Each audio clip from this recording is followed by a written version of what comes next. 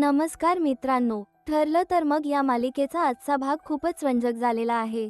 अर्जुनने जोशी वकिलांना मारल्यामुळे त्याचे काय परिणाम होतात हे आजच्या भागात करणार आहे, त्यामुळे व्हिडिओ शेवटपर्यंत नक्की पहा। आजच्या भागाची सुरुवात होते चैतन्य आणि अर्जुनपासून। चैतन्य विचारतो, झाली का सायली वहिनीची भेट? अर्जुन नकारार्थी मान हलवतो। चैतन्य म्हणतो, ते जाऊ दे, तू त्यांना जोशी वकिलांबद्दल सांगितलं का? आणि एनओसी कुठे आहे? तू एनओसी तिथेच ठेवून आलास का? अर्जुन म्हणतो, मी एनओसी वर सही करून आलो। चैतन्य म्हणत होतो, तू वेडा आहेस का? मधू भाऊ आता जोशी वकिलांसोबत केस लढतील आणि तो जोशी मधू भाऊंची वाट लावेल।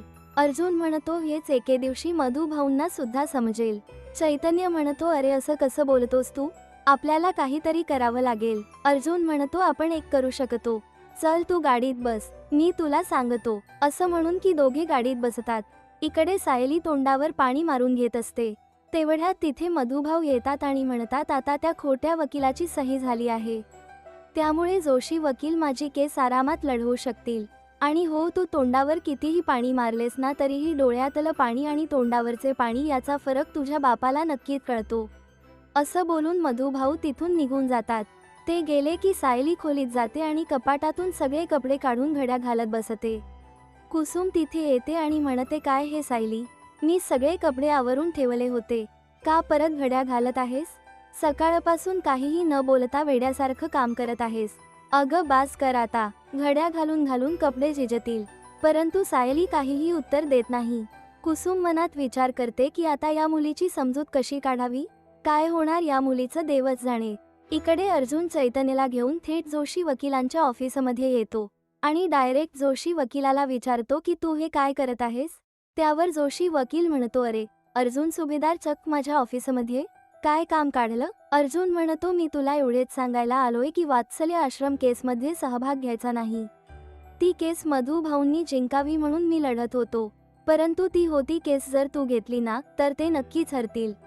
जोशी म्हणतो, तसंही ती केस तू अजून जिंकलेली नाहीस, त्यामुळे मधू भाऊंना मीच न्याय मिळवून देऊ शकतो। चैतन्य म्हणतो, आम्ही फक्त एवढेच सांगायला आलो की मधू भाऊ आणि त्यांच्या केसपासून लांब राहायचं। अर्जुन म्हणतो, मी तुला शेवटचं सांगतोय, मधू भाऊंच्या केसपासून लांब राहायचं, नाहीतर तुझी वकिली कशी बंद पाडायची हे मी बघेन। जोशी वकील अर्जुनला टोमणा मारून म्हणतो, मी तर छान भाषेत बोलत आहे, पण तुला जर बोलायचं असेल तर लीगल भाषेत बोल, तसंही तुला धमकीची भाषा शोभत नाही। पुढे जोशी वकील अर्जुनचा अपमान करत म्हणतो, तुझ्यासारख्या हुशार वकिलाने तर कायद्याचा बरोबर उपयोग करून घेतला, स्वतःच्या स्वार्थासाठी कॉन्ट्रॅक्ट मॅरेजचा पुरेपूर वापर केला। मला एक सांग, वर्षाचे किती चार्जेस घेतले होते तुम्ही दोघांनी? त्या सायली मधुकरला एका वर्षाचे किती पैसे दिले होतेस तू? कसे पैसे घेते सायली, सांग ना मला। जर सायली मधुकर सोबत 2 महिन्याचा कॉन्ट्रॅक्ट मॅरेज करायला मिळालं ना तर माझी तर लॉटरी लागेल। जोशी वकिलाने आपल्या सायलीबद्दल असं बोललेलं पाहून अर्जुनला प्रचंड राग येतो। तो खाडकन त्याच्या थोबाडीत लगावतो, त्यामुळे तो वकील जाऊन खुर्चीत पडतो। सायलीबद्दल असं बोललेलं अर्जुनला सहन होत नाही आणि तो आपलं जॅकेट काढतो आणि त्या वकिलाची एकच धुलाई चालू करतो। लागोपाठ अर्जुन त्याच्या थोबाडीत मारतो, त्याला टेबलवर आपटतो, उचलून कपाटावर आदळतो आणि त्या वकिलाच्या चेहऱ्यावर बोक्यांचा मारा करतो। अर्जुनच्या हाणामारीमुळे त्या वकिलाची एकच धुलाई होते। आपल्यावर झालेल्या या हल्ल्याने तो वकील भांबावून जातो। चैतन्य अर्जुनला थांबवत असतो आणि म्हणत असतो, अर्जुन, आपल्याला हे सगळं महागात पडेल।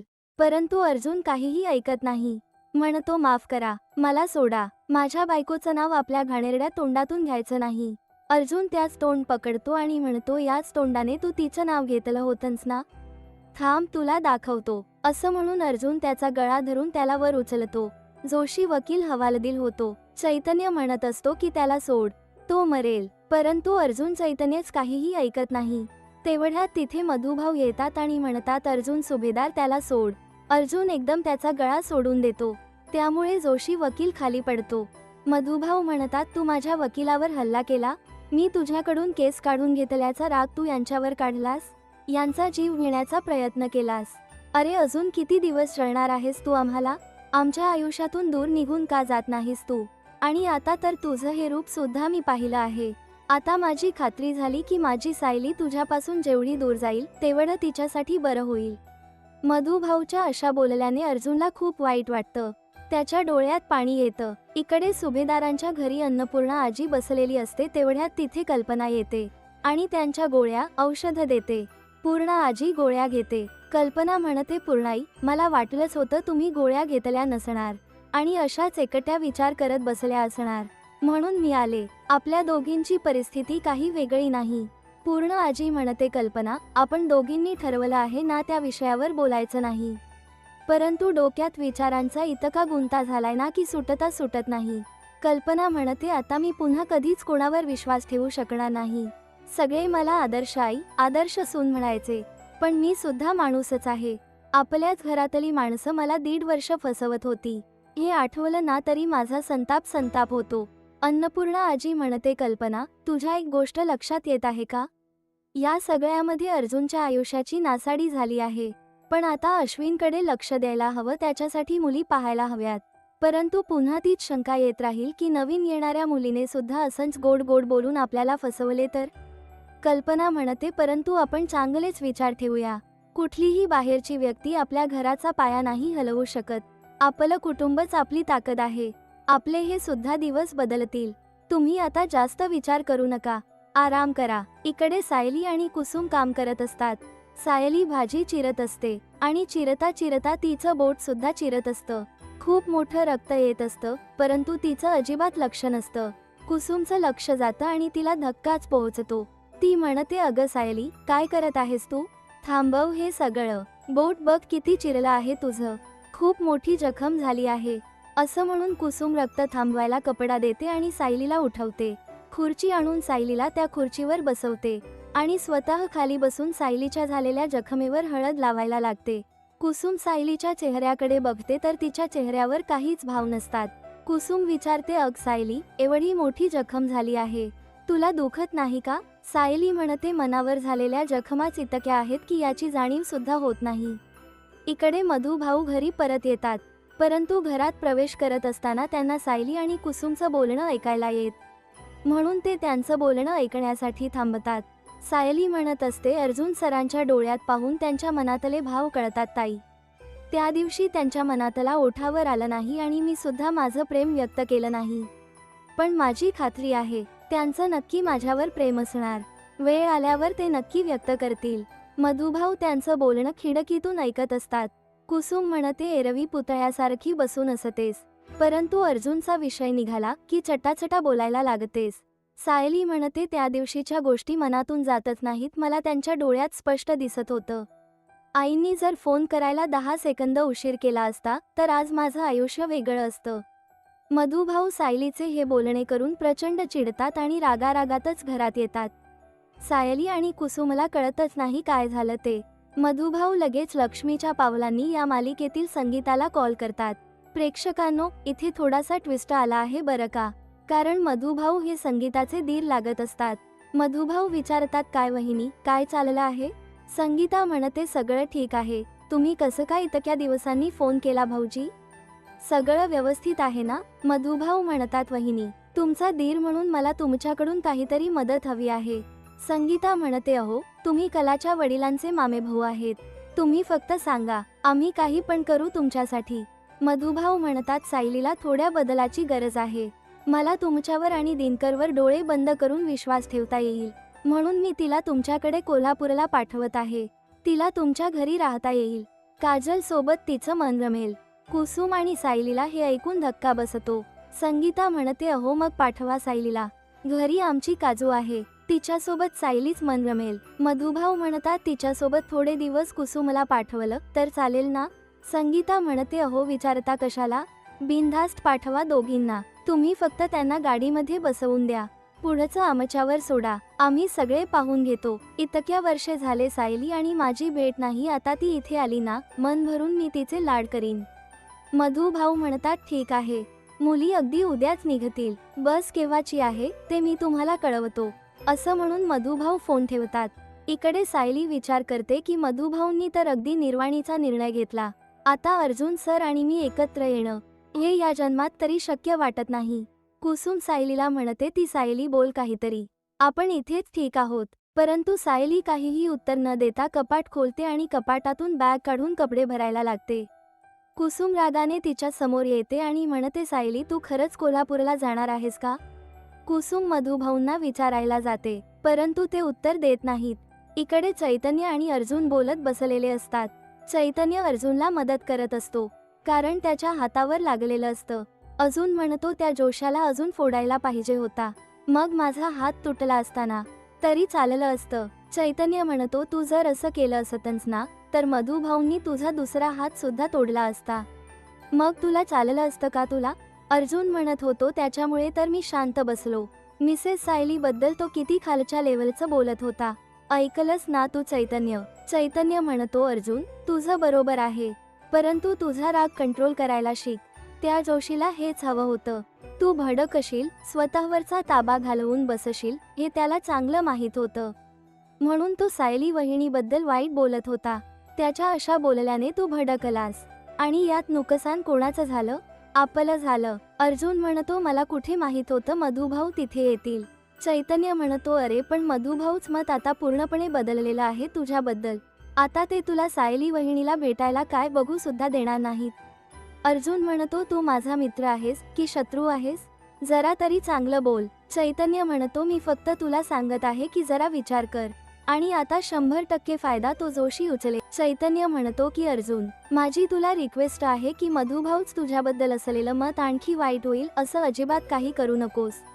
अर्जुन ठीक आहे म्हणतो आणि या भागाचा इथे शेवट होतो. येणाऱ्या भागांमध्ये काय धमाकेदार ट्विस्ट येणार आहे हे पाहूया नंतरचा व्हिडिओमध्ये. व्हिडिओ आवडला असेल तर व्हिडिओला लाईक आणि शेअर करा. नमस्कार मित्रांनो, ठरलं तर मग या मालिकेचा 25 डिसेंबरचा भाग खूपच रंजक झालेला आहे. पाहूया 25 डिसेंबरच्या भागाचा रिव्ह्यू.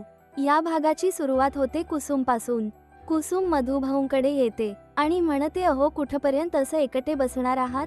काळ हा सगळ्या दुःखावरचा एकमेव उपाय आहे, त्यामुळे धीर धरा. मधुभाऊ म्हणतात, काळ येणाऱ्या गोष्टी ठरवेल, परंतु आधी ज्या गोष्टी होऊन गेल्या त्या कशा पुसायच्या? सायलीपेक्षा मलाच माझा राग जास्त येत आहे. सायलीच्या भविष्यात आता फक्त अंधार आहे. सायली लगेच मधुभाऊंकडे येते आणि म्हणते की मधुभाऊ, एकदा फक्त शांतपणे ऐकून घ्या.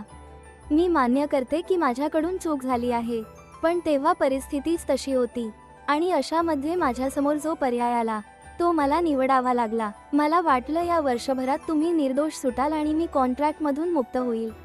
मधुभाऊ चिडून म्हणतात, ज्याने तुझ्या परिस्थितीचा गैरफायदा घेतला त्याच्या प्रेमात तू कसं काय पडू शकतेस? मला हे बघवत नाही की त्याच्यासारख्या माणसासाठी माझी मुलगी रडत बसत आहे. त्यावर सायली म्हणते, ठीक आहे, यापुढे मी तुमच्यासमोर कधीही रडणार नाही. असं म्हणून सायली तिथून निघून जाते. इकडे अर्जुन विचार करत असतो की हा जोशी वकील मध्येच कुठून आला? त्याला या केसबद्दल कसं कळलं? चैतन्य म्हणतो, जर दुसरा कुठला वकील असता तर त्याने निदान प्रयत्न तरी केले असते. हा काहीच करणार नाही. हा नेहमीच तुझ्या विरोधात उभा राहतो आणि कोर्टात काहीतरी फालतू मुद्दे मांडतो. हा काहीतरी मूर्खपणा करणार आहे आणि त्यामुळे मधुभाऊन सुटणं अशक्य होणार आहे.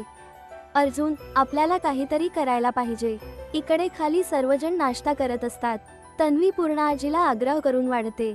तेवढ्यात चैतन्य आणि अर्जुन सुद्धा येतात. तन्वी लगेच अर्जुनसाठी कॉफी घेऊन येते आणि कॉफीचा मग अर्जुनच्या तोंडाशी धरते. अर्जुन नको म्हणत असतो. शेवटी चिडून तो कपवर हात मारतो आणि कप खाली होऊन फुटतो. पूर्ण आजी म्हणते, रागाने विचारते की अर्जुन हा काय वेडेपणा आहे? परंतु अर्जुन रागारागाने तेथून निघून जातो. त्याच्या पाठोपाठ चैतन्य सुद्धा निघून जातो. तन्वी म्हणते, माझं काही चुकलं का? मी तर फक्त कॉफी देत होते. अन्नपूर्णा आजी म्हणते, जाऊ दे, तू त्याचं मनाला लावून घेऊ नकोस. इकडे कुसुमच्या घरी अर्जुन येतो. आल्या आल्या त्याची नजर सायलीवर पडते आणि सायली आणि अर्जुन एकमेकांकडेच पाहत राहतात. तेवढ्यात मधुभाऊ उभा राहतात आणि सायली झटकन आतमध्ये निघून जाते. मधुभाऊ विचारतात, तू का आला आहेस इथे? अर्जुन म्हणतो, तुम्ही तुमची केस जोशी वकिलांना दिली असं समजलं. तुमचा हा निर्णय चुकत आहे मधुभाऊ. एका वकिलाचे केस दुसऱ्या वकिलाकडे गेली तर ना हरकत प्रमाणपत्रावर ही करावी लागते. मी ते कागदपत्र सोबत आणलं आहे. तुम्ही तर जोशी वकिलाला केस दिली नाही तर मी लगेच सही करतो. मधुभाऊ त्याला म्हणतात, मुकाट्याने त्यावर सही कर आणि माझा वकील कोण असावा याची चिंता तू करू नकोस. अर्जुन मधुभाऊंच्या हातात ते कागद देऊन म्हणतो, मला क्षमा करा मधुभाऊ. असं म्हणून अर्जुन तिथून जायला लागतो. त्याला जाताना पाहून मागून मधू भाऊ म्हणतात, या एनओसीवर सही कर, नाहीतर याच केससाठी माझ्या मुलीनं माझ्या अब्रूचा बळी दिला, याचं ओझं मला व्हावं लागेल. तू जर सही केलीस तर आमच्या घरातलं भांडण मिटेल आणि माझ्या लेकीच्या डोळ्यातलं पाणी थांबेल. निदान सायलीच्या आनंदासाठी तरी सही कर. सायलीचं नाव ऐकताच अर्जुन थांबतो आणि तो माघारी वळून मधू भाऊंच्या हातातला कागद घेऊन त्याच्यावर सही करतो आणि तिथून निघून जातो. हे सगळं ऐकून सायली खूप रडत असते आणि या भागाचा इथे शेवट होतो. येणाऱ्या भागांमध्ये काय धमाकेदार ट्विस्ट येणार आहे हे पाहूया नंतरचा व्हिडिओमध्ये. व्हिडिओ आवडला असेल तर व्हिडिओला लाईक आणि शेअर करा. तसेच चॅनलला सबस्क्राईब करा.